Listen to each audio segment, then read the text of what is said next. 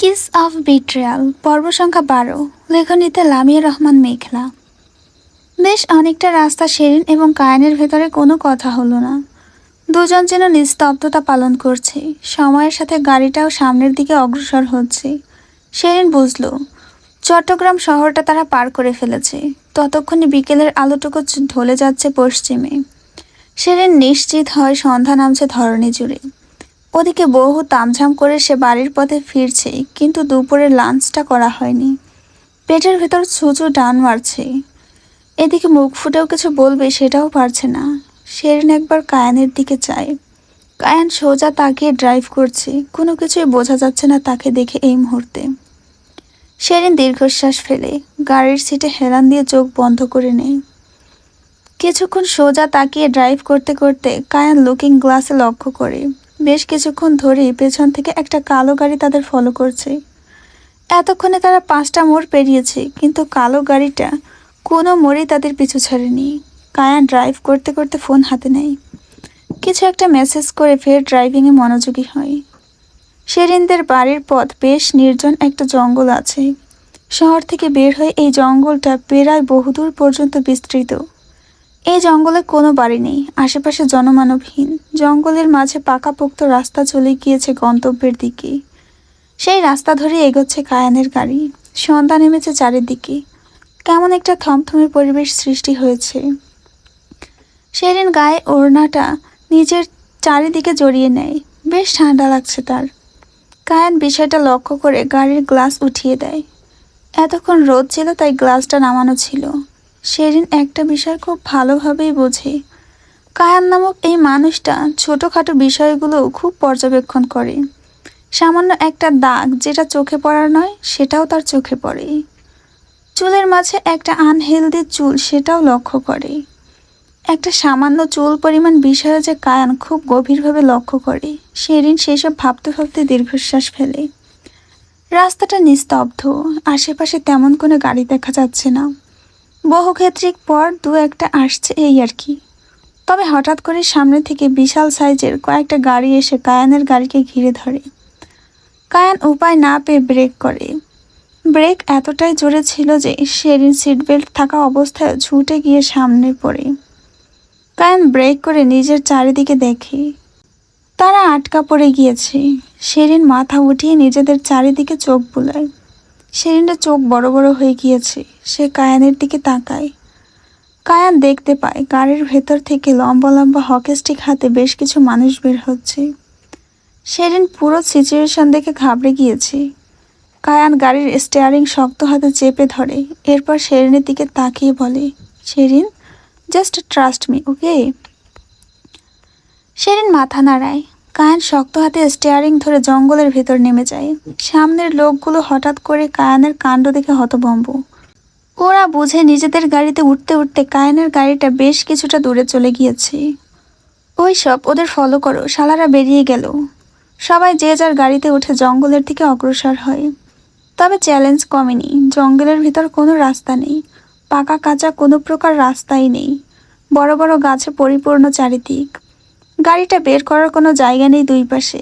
কায়ান কিছু দূর গিয়ে গাড়ি থামিয়ে দেয়। এর থেকে ভেতরে গাড়ি নিয়ে যাওয়া সম্ভব না। ওদিকে পেছন থেকে আসছে ওরা, এটা তো স্বাভাবিক। গাড়ির ভেতরে থাকা মেয়ে মোটেই সুরক্ষিত নয়। কায়ান দ্রুত গাড়ি থেকে নেমে একটা ব্যাগ নিয়ে নেয় হাতে। এরপর শেরিনের হাত শক্ত করে ধরে জঙ্গলের ভেতরে দৌড় শুরু করে। শেরিনও দৌড়চ্ছে। তবে ওরা কারা, কেন এসেছে, কিছুই জানে না শেরিন। কায়ান এতগুলো ছেলের সাথে কোনোভাবেই পেরে উঠবে না। একা থাকলেও রিস্ক নেওয়া যায়, কিন্তু ওদের মাঝে কেউ যদি শেরিনের ক্ষতি করার চেষ্টা করে তখন কি হবে? কায়ানের মস্তিষ্ক কাজ করা বন্ধ করে দিয়েছে। নিজের জন্য কখনো এতটা ভয় পায়নি সে। কায়ান এবং শেরিন দৌড়াতে দৌড়াতে বেশ অনেকটাই ভেতরে চলে এসেছে। মাটির উঁচু উঁচু টিলা, পাহাড়ের মতো। কায়ান শেরিনকে নিয়ে একটা টিলার নিচে বসে। শেরিন কায়ানের বুকের সাথে লেপ্টে যায়। এই মুহূর্তে দুজনই হাঁপাচ্ছে। শেরিনের হাতে পায়ে আঘাত পেয়েছে। শেরিন চোখ খিচে বন্ধ করে নেয়। উফ! কায়ার পাশে তাকিয়ে দেখার চেষ্টা করছিল কেউ পেছন থেকে আসছে কিনা। যদিও পুরোপুরি অন্ধকার, দেখার মতো কিছুই নেই।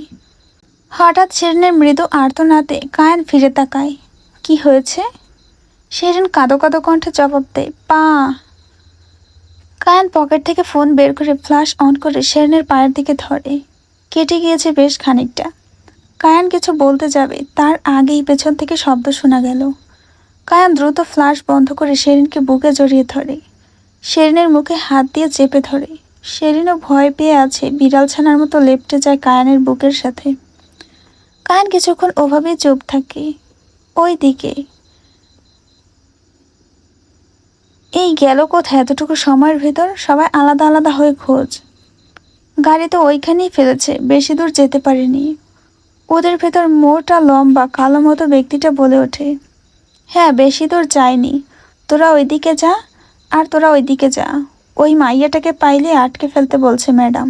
আচ্ছা। ওরা সবাই দুই ভাগে বিভক্ত হয়ে যায়। শেরিন শক্ত করে কায়ানের শার্ট খামচে ধরে। কায়ান শেরিনের মাথায় হাত বুলিয়ে দেয়। কিছুক্ষণ পর জঙ্গল পুনরায় নীরব হয়ে যায়। শেরিন হেঁচকি তুলে ওঠে। কায়ান ফের ফোনের লাইট জ্বালে। শেরিন কায়ানের হাত ধরে বলে, কেন আমাকে খুঁজছে? আমি কিছু করিনি, বিশ্বাস করুন। কায়ান শেরিনকে জড়িয়ে নেয় পুনরায়। আমি জানি তুমি কিছু করনি, শান্ত হও। ওরা কেন আমাকে খুঁজছে তাহলে? ওরা দুষ্টু ডাইনির লোক, চিন্তা করো না, আমি আছি তো, সব ঠিক হয়ে যাবে। আমি হাঁটতে পারছি না, কি করব? কায়ান ফোনের দিকে তাকায়। একটা দাগ নেটওয়ার্ক নেই। কায়ান দীর্ঘশ্বাস ফেলে ফোনটা পকেটে গুজে শেরিনকে পাঁজা কোলে তুলে নেয়। আপনার কষ্ট হয়ে যাবে না? এতটুকুনি শরীর তোমার, কিসের কষ্ট? কায়ান হাঁটা ধরে সামনের দিকে। শেরিন চুপচাপ থাকে, কোনো কথা বলে না। বেশ অনেকটা দূর এগিয়ে যাওয়ার পর সব কিছুই নিস্তব্ধ। অন্ধকারে আর কত এগোবে তারা? কায়ান ভেবেছিল তারা ঠিক সামনের দিকের মোড়ের রাস্তাটা পেয়ে যাবে, কিন্তু না। যতই এগোচ্ছে জঙ্গল ততই ঘন হচ্ছে। কায়ানের এবার ভেতর ভেতর থেকে ভয় লাগতে শুরু করে। এই জঙ্গলের ভেতর শেরিনকে নিয়ে সে কী করবে? কায়ান পকেট থেকে ফোন বের করে পুনরায় ফ্ল্যাশ অন করে। সামনের দিকে একটা বিশাল মতো পরিত্যক্ত গোডাউন রুম। চারিদিকে অর্ধেক ইট দিয়ে গড়া। দেখেই বোঝা যাচ্ছে কোনো এক সময় পুরাতন আমলে তৈরি করা হয়েছিল এই গোডাউন। তবে জঙ্গলের ভেতর গোডাউন, কিন্তু এখন কিছু ভাববার সময় নেই। কায়ান ভেতরে চলে যায় শেরিনকে নিয়ে। ভেতরে বিশাল এরিয়া জুড়ে ছড়িয়ে ছিটিয়ে আছে নানা পরগাছা। কায়ান শেরিনকে ফ্লোরে বসায়। ফোনটা নিয়ে শেরিনের ক্ষতর দিকে দেখে। কায়ানের কাছে একটা ব্যাগ ছিল, তা থেকে একটা ওয়ান টাইম ব্যান্ডেজ বের করে লাগিয়ে দেয় ক্ষততে। এটা কোথায় ছিল? গাড়িতে থাকে সব সময়। এটা আমরা কোথায় এসেছি? শেরিনের প্রশ্ন শুনে কায়ান অবাক হয়। সে কিভাবে জানবে তারা কোথায় আছে? একেই তো অন্ধকার, আলো নেই, তার উপর এমন একটা সিচুয়েশন। কায়ান ঘেমে নিয়ে একাকার। আমি কিভাবে জানবো শেরিন? তুমিও যেখানে, আমিও সেখানে। দেখুন না, কল করতে পারেন নাকি কাউকে? নেটওয়ার্ক নেই। শেরিন ভুরু কুচকে তাকায়। আমাকে দিন, আমি একটু ট্রাই করি। কায়ান বেশ বিরক্ত হয়। শেরিনের হাতে ফোন ধরিয়ে দিয়ে পাশে বসে শেরিনের।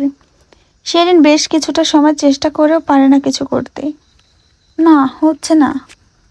আমি বলেছিলাম হবে না। কেন যে আসতে গেলাম আজকে।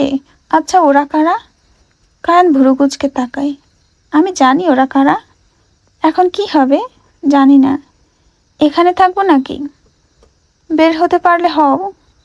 শেরিন কায়ানের ঘাড়তারা কথা শুনে মুখ ঘুরিয়ে নেয়। কায়ান অবাক হয়। মেয়ে মানুষের মন বোঝা আসলেই কঠিন। একটু আগেও তো ঠিক ছিল, এখন কি হলো? দেখো, মহারানী আবার মুখ ফিরিয়ে নিলেন। কায়ান পকেট থেকে চকলেট বের করে শেরিনের দিকে ধরে। খেয়ে নাও, ঠান্ডা লাগছে। শেরিনের কোনো উত্তর নেই। ভারী রাগ হলো কায়ানের। কোথা রাগ হবে সে, তা না, এই মেয়ের রাগে মুখ ফুলিয়ে বসে আছে। কায়ান বিরক্ত কণ্ঠে বলল, শেরিন, লাস্ট টাইম জিজ্ঞেস করছি, ঠান্ডা লাগছে, এটা খাবে কি না? শেরিন অন্যদিকে মুখ ফিরিয়ে রেখেই বলে, খাবো না, লাগছে না আমার ঠান্ডা। কায়ান চোয়াল শক্ত করে কটমট করে বলতে থাকে, এমন একটা সিচুয়েশনে তুমি কি চাইছো? আমি চলে যাই? হ্যাঁ তো যান না, ঠেকিয়েছে কে, চলে যান, আমার লাগবে না কাউকে। কায়ান একটা সিঙ্গেল শব্দ উচ্চারণ করল না। সে জঙ্গলের অন্ধকারের ভিতর কোথায় গেল বোঝা গেল না। তবে শেরিনকে সামনে তবে শেরিনের সামনে থাকলো না। কায়ান চলে গিয়েছে সেটা অনুভব করে শেরিনের কাঁপাকাঁপি শুরু হয়ে যায়। চারিদিকে নিস্তব্ধতা, এই জঙ্গলের মাঝে ওকে একা রেখে চলে গেল। শেরিন কাঁপা কাঁপা কণ্ঠে ডেকে ওঠে কায়ানকে। এটা কেমন কথা? এমনিতে তো কখনো এমন করেন না। আমি বললে কি আমাকে ছেড়ে দেন নাকি? এখন কোথায় গেলেন? শুনছেন, ফিরে আসুন। শেরিন উঠে দাঁড়ায়, পায়ে যন্ত্রণা ভীষণ। শেরিন এবার কান্না করতে করতে বলে, কোথায় গেলেন? ফিরে আসুন প্লিজ। শেরিন হেঁটে এগোতে গেলে কিছু একটার সাথে ধাক্কা খায়। অন্ধকারে পড়ে যেতে নিলে কেউ তাকে শক্ত করে ধরে বসে। শেরিন জানে এটাকে। হঠাৎ করে বড্ড আহ্লাদ হলো তার। সে লেপ্টে গেল কায়ানের বুকের সাথে। কায়ান মৃদু হেসে শেরিনের মাথায় হাত বুলিয়ে দেয়। রিল্যাক্স, আমি আছি। শেরিন ফুপিয়ে ওঠে। কায়ান শেরিনকে বসায় নিচে। পকেট থেকে চকলেট নিয়ে শেরিনকে এগিয়ে দেয়। শেরিন নিয়ে নেয় চকলেটটা।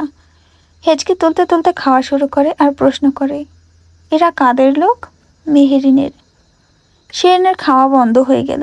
সে খাওয়া বাদ দিয়ে কায়ানের দিকে ফিরে তাকালো। কায়ানের ফোনের ফ্ল্যাশে দুজনের মুখ মৃদু উজ্জ্বল দেখা যাচ্ছে।